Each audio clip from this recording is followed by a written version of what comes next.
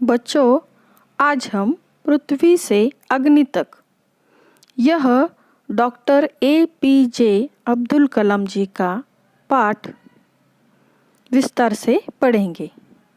तो देखो, पहला परिच्छेद। बालासोर में अंतरिम परीक्षण का काम पूरा होने में अब भी कम से कम 1 साल की देरी थी। हमने पृथ्वी के प्रक्षेपण के लिए श्रीहरिकोटा अंतरिक्ष केंद्र में विशेष सुविधाएं स्थापित की। इनमें से एक लॉन्च पैड, ब्लॉक हाउस, नियंत्रण उपकरण तथा चलित दूरमिति केंद्र शामिल थे। आगे का परिच्छेद देखो। पृथ्वी उपग्रह को 25 फरवरी 1988 को सुबह 11:23 पर छोड़ा गया।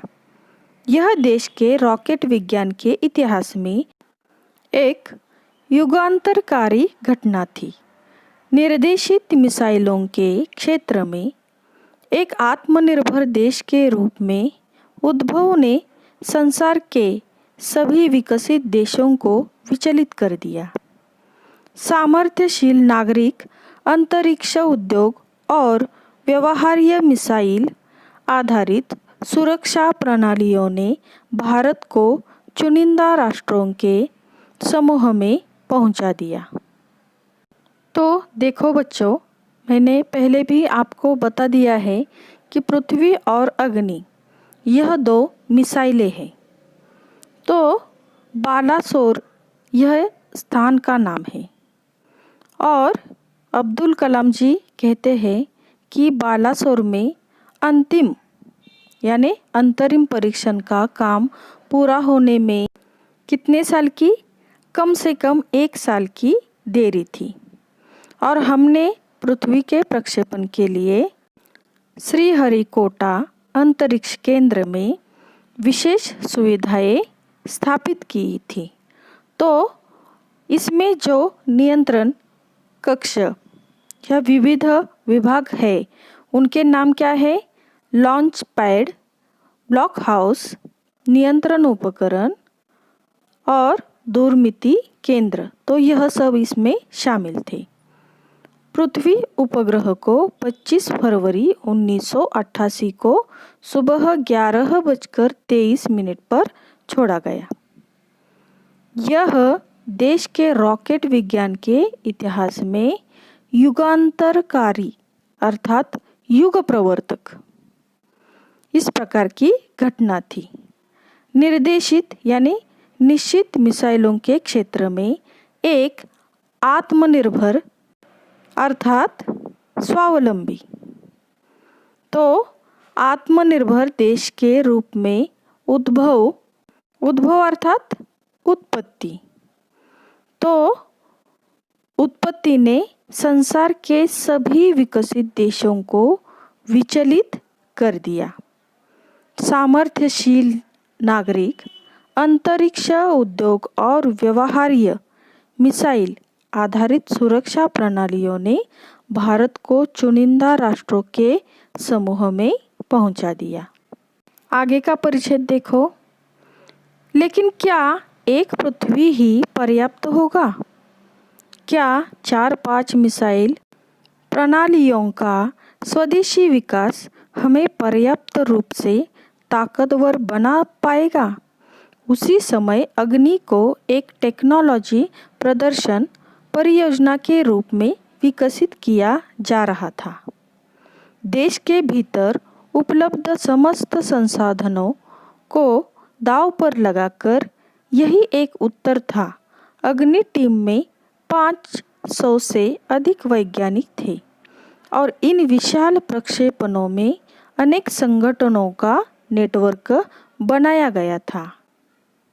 तो देखो बच्चों, कलाम जी कहते हैं, लेकिन सिर्फ पृथ्वी यही मिसाइल पर्याप्त होगी क्या? या 4-5 मिसाइल प्रणालियों को अपने देश का विकास करने के लिए ताकतवर बना पाएगा क्या? तो उसी समय अग्नि यह भी एक मिसाइल है। तो इसे टेक्नोलॉजी प्रदर्शन परियोजना के रूप में विकसित किया जा रहा था और देश के भीतर उपलब्ध समस्त संसाधनों को दांव पर लगाना, अर्थात कुछ पाने के लिए बदले में कुछ लगाना। तो दांव पर लगाकर यही एक उत्तर था। अग्नि टीम में 500 से अधिक वैज्ञानिक थे और इन विशाल प्रक्षेपणों में अनेक संगठनों का नेटवर्क बनाया था। तो आगे का परिचय देखो। अग्नि का प्रक्षेपण 20 अप्रैल 1989 को निर्धारित किया गया। यह एक अभूतपूर्व अभ्यास होने जा रहा था। अंतरिक्ष प्रक्षेपण यान के विपरीत मिसाइल प्रक्षेपण में व्यापक स्तर पर सुरक्षा संबंधी खतरे शामिल होते हैं। प्रक्षेपण की पूर्व तैयारी की सारी गतिविधियां तय कार्यक्रम के अनुसार पूरी हो गई। जिस समय हम T14 सेकंड पर थे, कंप्यूटर ने संकेत दिया कि उपकरणों में से कोई एक ठीक से काम नहीं कर रहा है। इसे तुरंत सुधार लिया गया। इस बीच निचली रेंज केंद्र ने होल्ड के लिए कहा। अगले कुछ सेकंडों में जगह जगह होल्ड की जरूरत पड़ गई। हमें प्रक्षेपण स्थगित करना पड़ा। तो देखो बच्चों, अग्नि का प्रक्षेपण 20 अप्रैल 1989 को निश्चित किया गया और यह एक अनोखा अभ्यास होने जा रहा था। अंतरिक्ष प्रक्षेपण यान के विपरीत मिसाइल प्रक्षेपण में व्यापक स्तर पर सुरक्षा संबंधी खतरे शामिल होते हैं और इसलिए प्रक्षेपण की पूर्व तैयारी की सारी गतिविधियां यानी सारी कृतियां तय करके कार्यक्रम के अनुसार पूरी हो गई थी। जिस समय हम T14 सेकंड पर थे, कंप्यूटर ने संकेत दिया कि उपकरणों में से कोई ठीक से काम नहीं कर रहा है और इसे तुरंत सुधार लिया गया। इस बीच क्या हुआ, निचली रेंज ने होल्ड के लिए कहा और अगले कुछ सेकंडों में जगह जगह होल्ड की जरूरत पड़ गई और इसी कारण हमें प्रक्षेपण स्थगित करना पड़ा, ऐसा कलाम जी कहते हैं।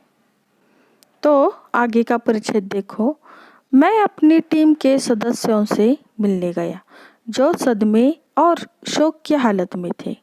मैंने SLV-3 के अपने अनुभव को उनके साथ बांटा।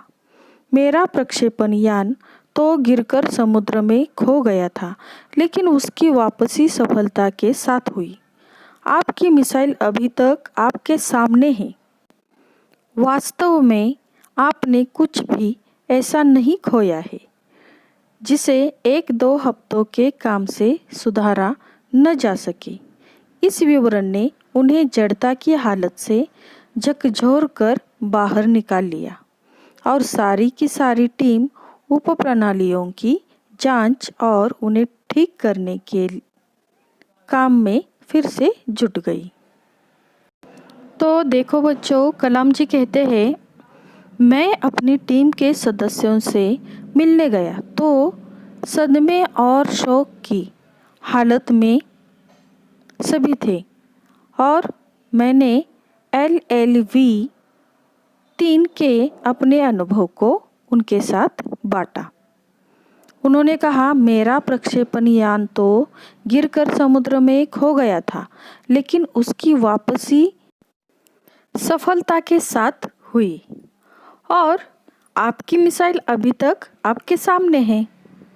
वास्तविक में आपने कुछ भी ऐसा नहीं खोया है जिसे 1-2 हफ्ते के काम से सुधारा न जा सके और इसी बात ने सभी को जड़ता की हालत से झकझोर कर बाहर निकाल लिया और सारी की सारी टीम उप प्रणालियों की जांच और उन्हें ठीक करने के काम में फिर से जुट गई।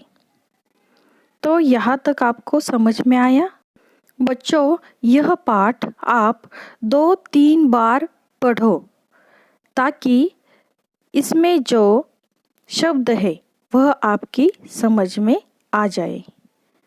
तो इसके आगे के परिच्छेद हम अगले वीडियो में देखेंगे। Okay, thank you.